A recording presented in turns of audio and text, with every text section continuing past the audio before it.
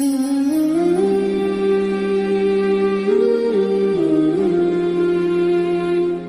اپنی محفل کو آگے بڑھاتا ہوں. بیان کے لیے میں دعوت دوں گا راؤ غریب کو کہ وہ مائک پر تشریف لائیں اور آپ حضرات کے سامنے بیان فرمائیں. ہمارے مدرسے کے طالب علم ہیں راؤ غریب.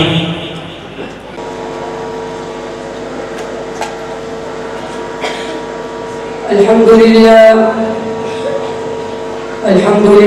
وحده وكفى والصلاة والسلام على من لا نبي بعده ولا رسول بعده ولا معصوم بعده أرسله الله تعالى بالحق بشيرا ونذيرا وداعيا إلى الله بإذنه وسراجا منيرا. أما بعد فأعوذ بالله من الشيطان الرجيم. بسم الله الرحمن الرحيم. أولئك الذين امتحن الله قلوبهم للتقوى لهم مغفرة وأجر عظيم. وقال النبي صلى الله عليه وسلم لا يؤمن أحدكم حتى أكون أحب إليه من والده وولده والناس أجمعين. صدق الله العظيم وصدق رسوله النبي الكريم. ہم نے ہر دور میں تقدیس رسالت کے لیے کے لیے وقت کی تیز ہواؤں سے بغاوت کی ہے. توڑ کر سلسلے رسم و سیاست کا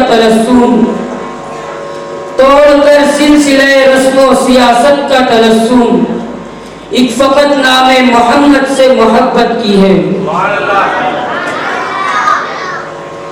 محترم صدر جلسہ، معزز مہمان اور ہمارے جامعہ عثمانیہ کے اساتذہ اکرام اور طلبہ اکرام اور تمام حاضرین مجلس کو السلام علیکم ورحمۃ اللہ وبرکاتہ.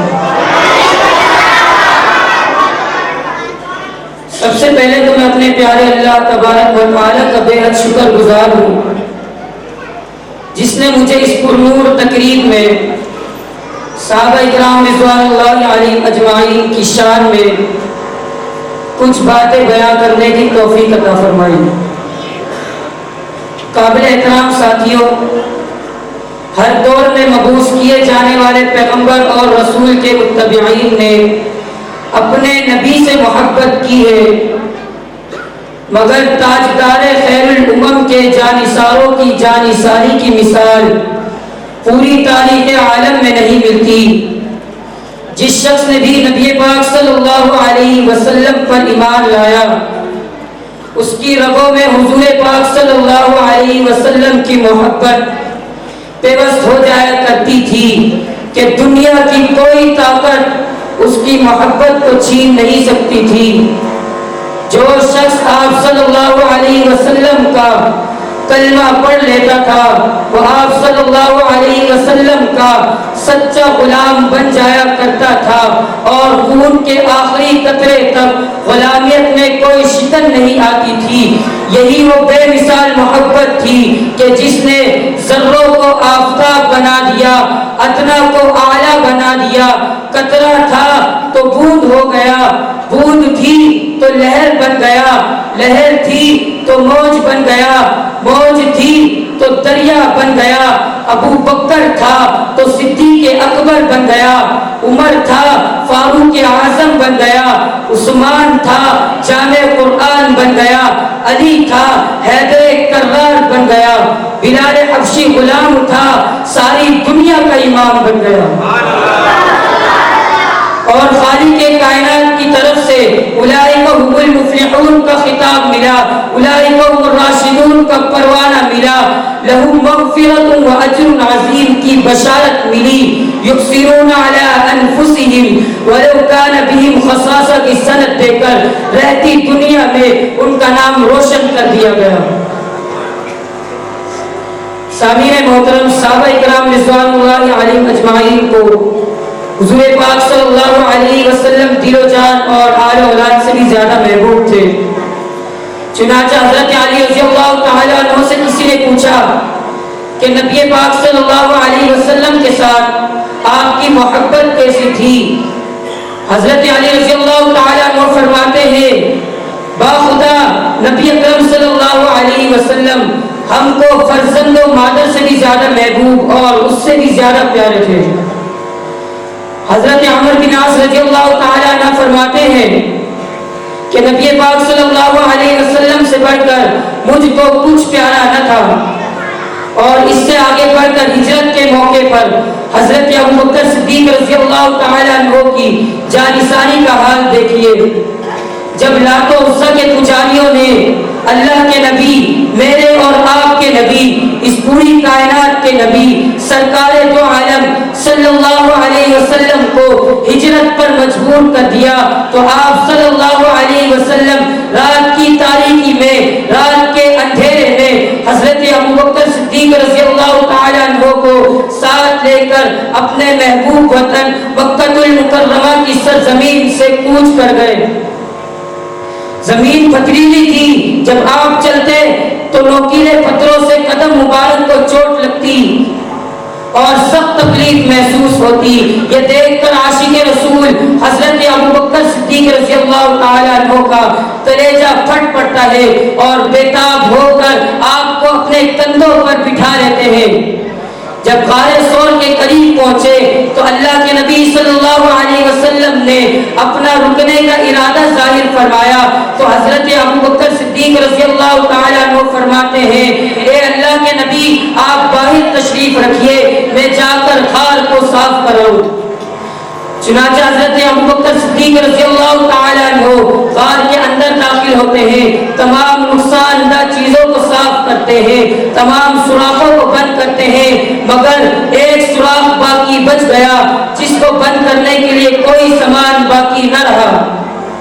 تو حضرت ابوبکر صدیق رضی اللہ تعالیٰ عنہ نے اپنا پاؤں اس سوراخ پر رکھ دیا اور نبی پاک صلی اللہ علیہ وسلم کو اندر آنے کا اشارہ کیا. آپ صلی اللہ علیہ وسلم اندر داخل ہوتے ہیں اور تھکے ماندہ حضرت ابوبکر صدیق رضی اللہ تعالیٰ عنہ کی زانوں پر سو جاتے ہیں. اسی دوران ایک زہریلے سانپ نے حضرت ابوبکر صدیق رضی اللہ تعالیٰ عنہ کے پیروں پر کاٹ لیا جس سے سخت تکلیف پہنچی، پورا بدن زہر آلود ہو گیا. زہر کی بنا پر آنکھیں اشک بار ہیں مگر پیروں میں کوئی جنبش نہیں، پورا بدن زہر آلود ہے مگر زبان پر کوئی شکوہ نہیں، صرف اس لیے کہ کہیں پیغمبر رسول صلی اللہ علیہ وسلم کی نیند نہ کھل جائے. میں قربان جاؤں صدیق اکبر کی اس محبت پر، میں قربان جاؤں صدیق اکبر کی اس عقیدت پر، میں قربان جاؤں صدیق اکبر کی اس جانثاری پر، میں قربان جاؤں صدیق اکبر کی اس وفاداری پر. آنسو کی لڑی چہرے انور پر گرتی ہے اور پیغمبر کائنات صلی اللہ علیہ وسلم کی نیند کھل جاتی ہے. آپ صلی اللہ علیہ وسلم نے اپنا لعاب دہن حضرت ابوبکر صدیق رضی اللہ تعالیٰ عنہ کے پاؤں پر لگایا جس سے ساری تکلیف جاتی رہی، جس سے ساری تکلیف جاتی رہی. یہ حضور پاک صلی اللہ علیہ وسلم کے ساتھ جانثاری کا واقعہ اس انسان کا تھا جو خلیفہ اول بن کر پوری دنیا میں نافذ ہوئے. سامعین محترم، میرے نبی صلی اللہ علیہ وسلم کی محبت ہر صحابی رسول کے اندر کوٹ کوٹ کر بھری تھی. حضرت زید بن دسنہ ایک صحابی رسول تھے جنہیں کفار نے گرفتار کر لیا اور قریش نے ان کو قتل کرنے کے لیے خرید لیا. جب ان کو سولی دینے کے لیے لے جا رہے تھے تو حضرت سعد فرماتے ہیں کہ اللہ کی قسم تم چاہتے ہو کہ نبی پاک صلی اللہ علیہ وسلم کو پھانسی دے دی جائے اور تم اپنے گھر میں آرام سے سوتے رہو، تو زید فرماتے ہیں خدا کی قسم میں تو یہ بھی نہیں چاہتا کہ میری رہائی کے بدلے نبی پاک صلی اللہ علیہ وسلم کے قدم مبارک میں ایک کانٹا بھی چبھ جائے۔ یہ جواب سن کر سعد پریشان ہو جاتے ہیں اور بے اختیار بول اٹھتے ہیں کہ آج تک میں نے ایسی محبت کرنے والا نہ دیکھا جیسی محبت صحابہ اپنے نبی صلی اللہ علیہ وسلم سے کرتے ہیں۔ اللہ تعالیٰ سے دعا ہے کہ اللہ تعالیٰ ہمیں بھی حضور پاک صلی اللہ علیہ وسلم کے صحابہ جیسی محبت اور جانثانی عطا فرمائے۔ آمین۔ وما علینا الا البلاغ المبین۔